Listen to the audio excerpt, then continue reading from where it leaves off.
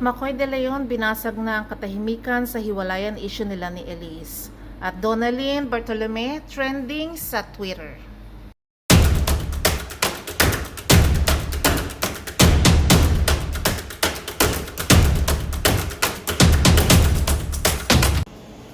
Tuluyan na ngang binasag ni McCoy ang kanyang pananahimik sa kumakalat na balitang hiwalay na sila ni Elise.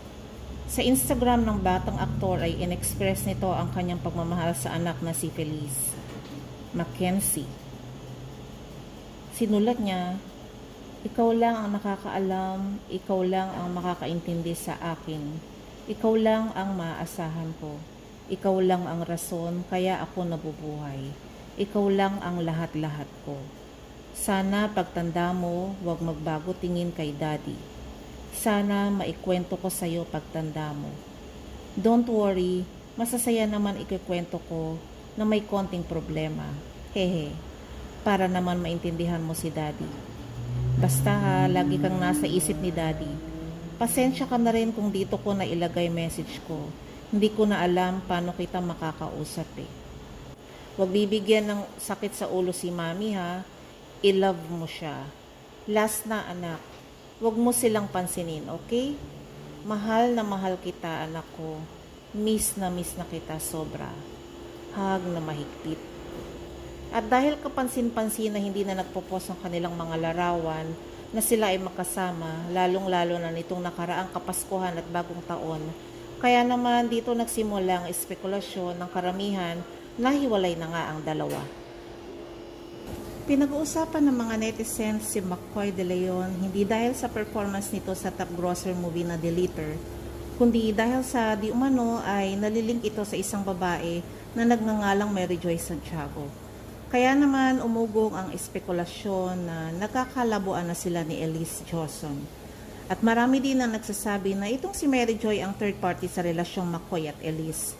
Kahit wala pa namang konfirmasyon na hiwalay na ang dalawa, at maging si Mary Joy naman ay hindi nagsasalita sa pagkakalink ng kanyang pangalan sa hiwalayan issue sa relasyon ng dalawa.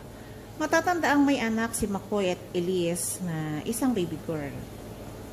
Samantala, trending naman sa Twitter si Donalyn Bartolome. Ito ay matapos niyang mag-post sa Facebook ukol sa pagbabalik trabaho. Sa post ni Donalyn, isinulat nitong, "Why is there someone sad because it's back to work? Shouldn't you be happy because you have a chance to make your life and your family better?" Idinagdag pa nito na we should be grateful because we have work. If work makes you unhappy, I hope you find a job that will ... Anyway, this is just a reminder that having a job is a blessing. Change mindset. It's 2023. At sa parehong post, dinescribe ni Donalyn ang sarili na feeling lucky, at sa pagpost na ito ni Donalyn ay kumalat na toxic positivity sa nasabing post. May iba na inaakusahan siyang insensitive, privilege. May iba pa ngang nagsasabi na bakit mo dinidisregard ang feelings ng iba eh. Sad sila eh.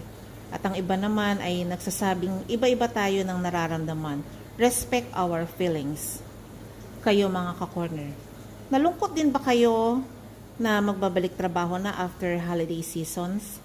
Comment down below. Magandang araw!